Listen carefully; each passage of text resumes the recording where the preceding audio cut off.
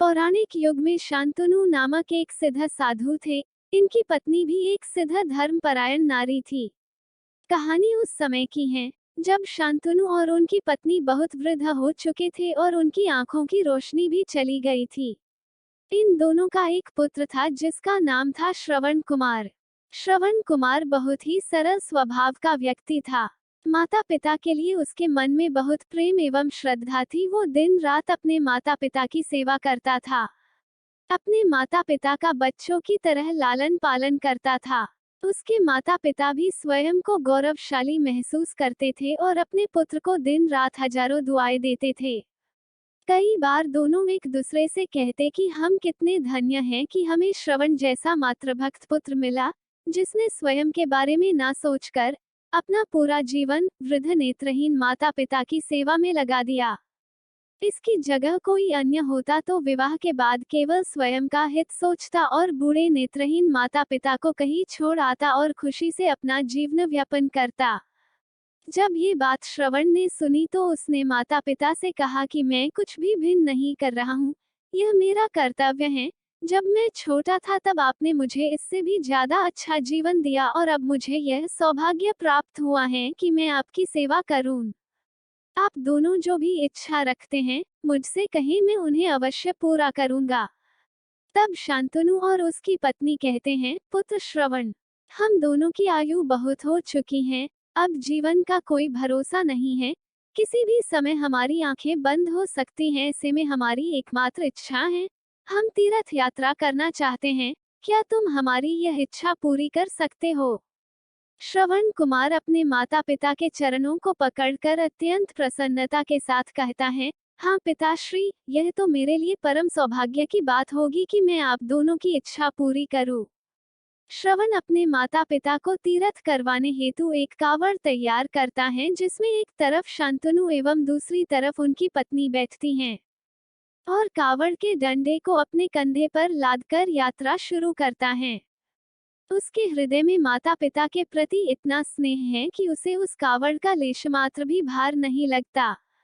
अपने पुत्र के इस कार्य से माता पिता का मन प्रसन्नता से भर उठता है और वे पूरे रास्ते अपने पुत्र श्रवण को दुआएं देते चलते हैं। तीर्थ करते समय जब वे तीनों अयोध्या नगरी पहुंचते हैं, तब माता पिता श्रवण से कहते हैं कि उन्हें प्यास लगी है।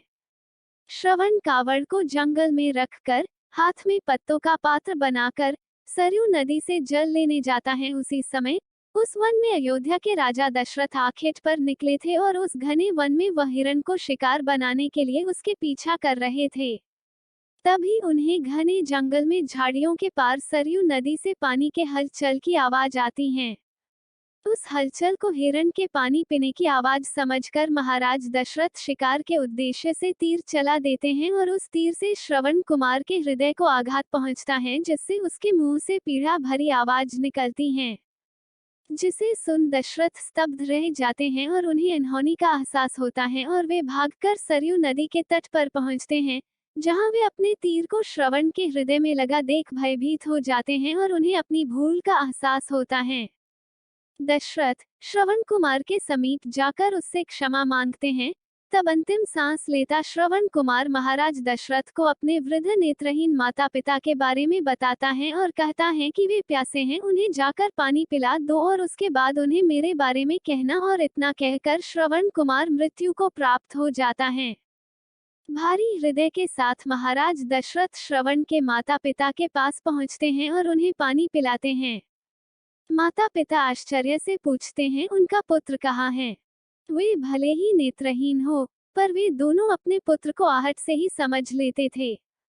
माता पिता के प्रश्नों को सुन महाराज दशरथ उनके चरणों में गिर जाते हैं और बीती घटना को विस्तार से कहते हैं। पुत्र की मृत्यु की खबर सुनकर माता पिता रोने लगते हैं और दशरथ से उन्हें अपने पुत्र के पास ले जाने को कहते हैं।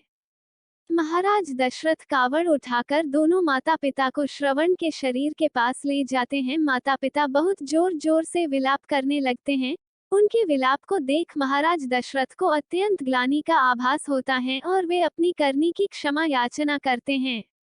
लेकिन दुखी पिता शांतनु महाराज दशरथ को श्राप देते हैं कि जिस तरह मैं शांतनु पुत्र वियोग में मरूंगा, उसी प्रकार तुम भी पुत्र वियोग में मरोगे। इतना कहकर दोनों माता पिता अपने शरीर को त्याग मृत्यु को प्राप्त हो जाते हैं। महाराज दशरथ श्राप मिलने से अत्यंत व्याकुल हो जाते हैं और कई वर्षों बाद जब उनके पुत्र राम का राज्य अभिषेक होता है, तब माता कैकेयी के वचन के कारण राम, सीता और लक्ष्मण को 14 वर्षों का वनवास स्वीकार करना पड़ता है और इस तरह महाराज दशरथ की मृत्यु भी पुत्र वियोग में होती है। अपने अंतिम दिनों में उन्हें शांतनु के कहे शब्द याद आते हैं और वे राम के वियोग में अपना शरीर त्याग देते हैं। हमें यह कहानी यही शिक्षा देती है कि बिना लक्ष्य को देखे उसे भेदना कई बार आपको गलती का पात्र बना देता है और आप ना चाहते हुए भी दूसरों के डैक का कारण बन जाते हैं। यह थी श्रवण कुमार की कहानी। अपनी माता पिता भक्ति के कारण ही श्रवण कुमार पुराणों में जीवित हैं। श्रवण कुमार सदैव अपनी मातृभक्ति के लिए जाने जाते हैं। उन्हीं की कहानी सुनाकर माता पिता अपने बच्चों को संस्कारित करते हैं। आपको हमारा हिंदी कहानी वीडियो कैसा लगा? कमेंट बॉक्स में लिखें, साथ ही सब्सक्राइब करें। अपनी राय भी दें जिससे हमें इस तरह के कहानी वीडियो बनाने की प्रेरणा मिले। आप सभी को धन्यवाद।